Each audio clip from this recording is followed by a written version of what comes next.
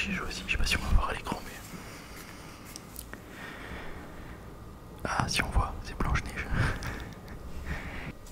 Désolé, du coup je vais aller voir, je sais pas du tout ce que c'était. Et j'en ai profité pour fermer la fenêtre pour éviter d'avoir des bruits qui nous embêtent. Du coup il y a moins de lumière etc. D'habitude c'est fait exprès parce que du coup là je vais vous lire une histoire donc c'est pour avoir une ambiance un peu plus sombre et pour s'endormir peut-être plus facilement. Je vais sûrement galérer avec ma respiration du coup parce que j'y fais beaucoup plus attention.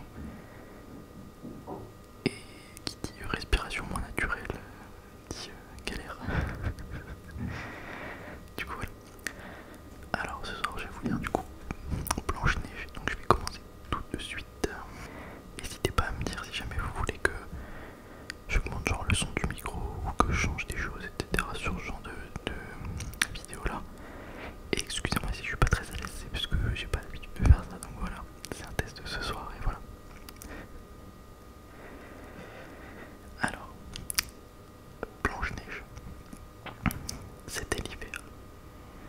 Une reine cousait, assise auprès d'une fenêtre dont le cadre était en bois d'ébène, tandis que la neige tombait à gros flocons. En cousant, la reine se piqua le doigt et quelques gouttes de sang tombèrent sur la neige. Le contraste entre le rouge du sang, la couleur de la fenêtre et la blancheur de la neige était si beau qu'elle se dit: je voudrais avoir une petite fille qui ait la peau blanche comme cette neige, les lèvres rouges comme ce sang, les yeux et les cheveux noirs comme les montants de cette fenêtre. Peu de temps après, elle eut une petite fille à la peau blanche comme la neige, aux lèvres rouges comme le sang, aux yeux et aux cheveux noirs comme l'ébène. On l'appela Blanche-Neige. Mais la reine mourut le jour de sa naissance. Un an plus tard, le roi se remaria. Sa femme était très belle et très jalouse. Elle possédait un miroir magique dont une fée qui répondait à toutes les questions. Chaque matin, tandis que la reine se coiffait, elle lui demandait: miroir, miroir en bois d'ébène, dis-moi, dis-moi que je suis la plus belle. Et invariablement, le miroir répondait: en cherchant à la ronde, dans tout le vaste monde, on ne trouve pas plus belle que toi. Cependant, Blanche-Neige grandissait et devenait de plus en plus gracieuse. Un jour où, comme de coutume, la reine interrogeait son miroir, celui-ci répondit: reine, tu étais la plus belle, mais aujourd'hui, Blanche-Neige est une merveille.